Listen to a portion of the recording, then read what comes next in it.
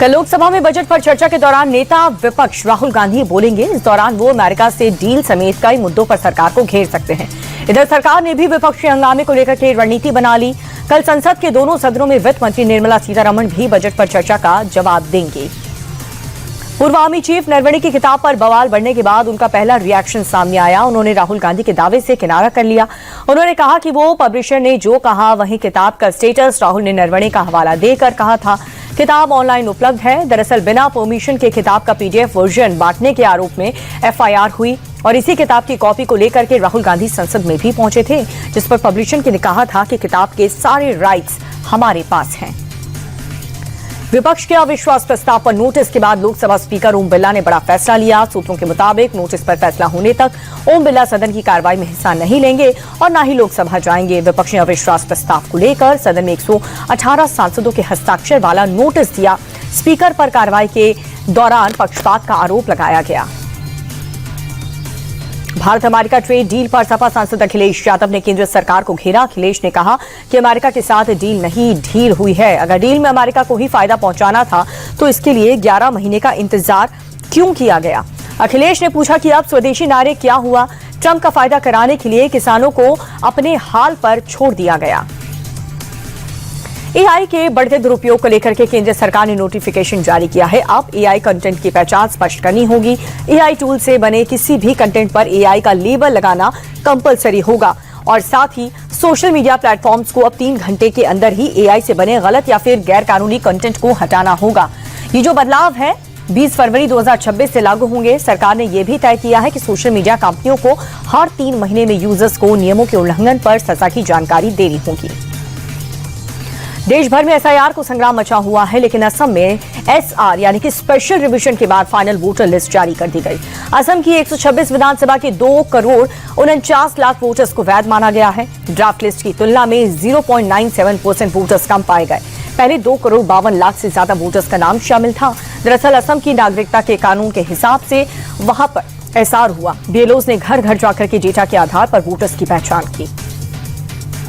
असम की चुनावी लड़ाई दिलचस्प मोड़ पर आ चुकी है और अब सीएम हिमंता बिस्वा शर्मा ने कांग्रेस के 3 नेताओं पर 50 करोड़ की मानहानि का मुकदमा दर्ज कराया। कांग्रेस नेता जितेंद्र सिंह, भूपेश बघेल और गौरव गोगोई के खिलाफ केस दर्ज किया गया। हिमंता ने इन सभी पर जमीन से जुड़े मामलों में झूठ फैलाने का आरोप लगाया। मुर्शिदाबाद में बन रही बाबरी को लेकर के देश भर में विवाद की स्थिति बनी हुई है। इस बीच यूपी के सीएम योगी आदित्यनाथ ने बड़ी बात कही। सीएम योगी आदित्यनाथ ने कहा कि बाबरी मस्जिद का पुनर्निर्माण नहीं हो सकता। दोबारा बाबरी का सपना कयामत तक पूरा नहीं होगा। हिंदुस्तान में कायदे के साथ कानून का पालन करना होगा। जो इसे नहीं मानेगा उससे सख्ती से निपटा जाएगा।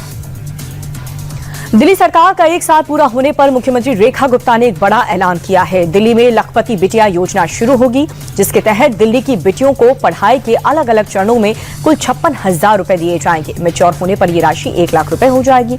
योजना का लाभ 1,20,000 रुपए तक की सालाना आय वाले परिवारों की अधिकतम 2 बेटियों को मिलेगा। 1 अप्रैल 2026 से लागू होगी लखपति बिटिया योजना। बिहार के पूर्णिया से निर्दलीय सांसद पप्पू यादव को एमपी एमएलए कोर्ट से बड़ी राहत मिली।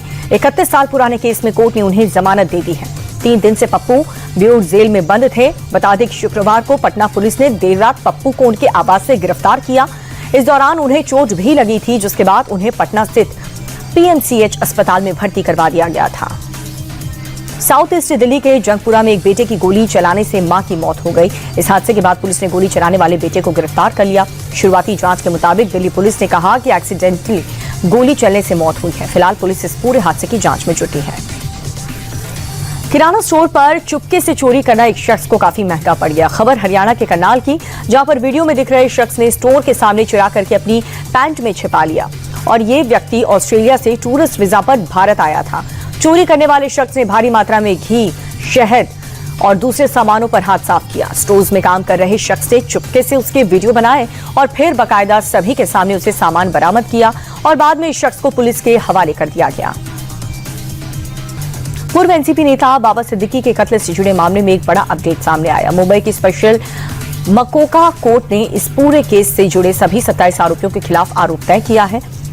आरोपियों पर बीएनएस, मकोका आर्म्स एक्ट और महाराष्ट्र पुलिस के प्रावधानों के तहत आरोप तय किए गए।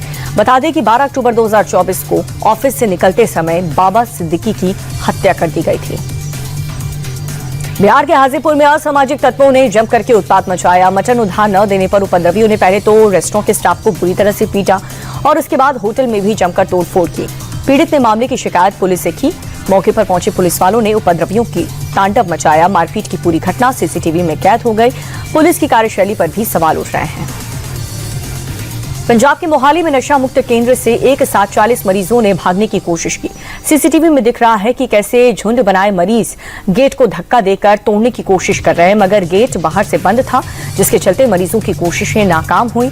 और ये घटना उस वक्त हुई जब स्टाफ उन्हें चाय की जानकारी देने आ रहा था।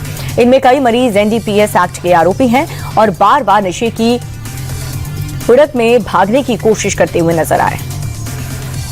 महाशिवरात्रि को लेकर के यूपी पुलिस पूरी तरह से तैयार है। राज्य के अलग अलग हिस्सों में पुलिस फ्लैग मार्च निकाल रही।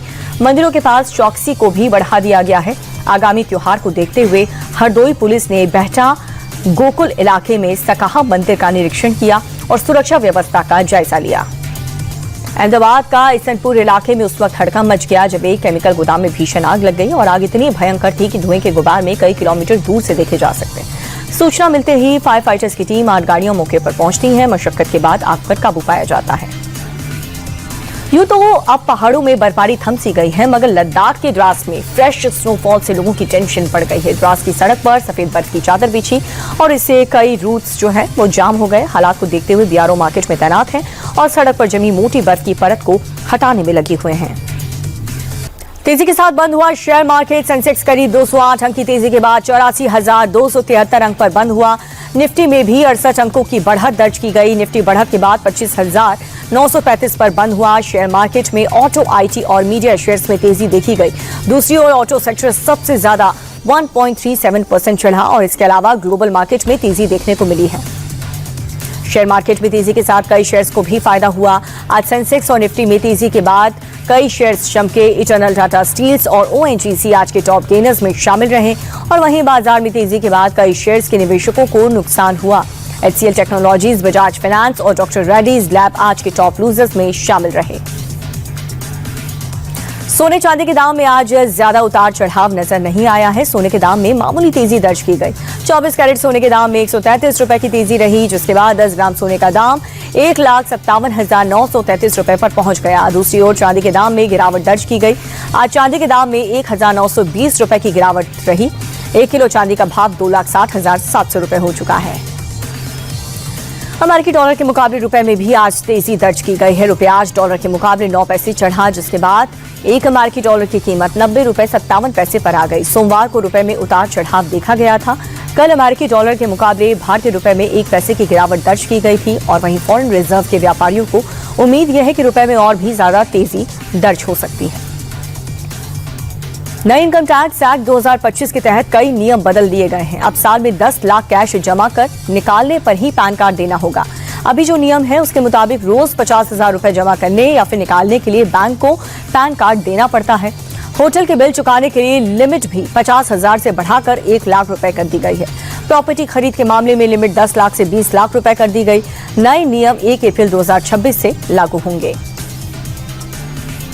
एम्प्लॉय प्रोविडेंट फंड ऑर्गेनाइजेशन अब जल्द ही नए मोबाइल ऐप के जरिए यूपीआई से पीएफ का पैसा निकाल सकेंगे। मार्च या फिर अप्रैल में ईपीएफओ एक नया ऐप लॉन्च करने जा रहा है। नया ईपीएफओ ऐप उमंग ऐप से अलग होगा और साथ ही यूजर्स इस ऐप को भीम ऐप और दूसरे यूपीआई ऐप से भी लिंक कर सकेंगे।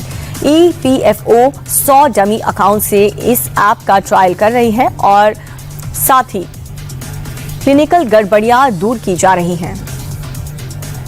T20 वर्ल्ड कप में 15 फरवरी को भारत और पाकिस्तान का मैच है, लेकिन इस बीच भारत के कई शहरों में कोलंबो का फ्लाइट किराया काफी बढ़ चुका है। दिल्ली से कोलंबो की नॉन स्टॉप फ्लाइट का किराया 14 फरवरी के लिए 90,000 से 1.5 लाख रुपए तक दिख रहा है। मुंबई से श्रीलंका तक किराया मैच के एक दिन पहले 80,000 रुपए से 1.25 लाख रुपए तक पहुंच गया।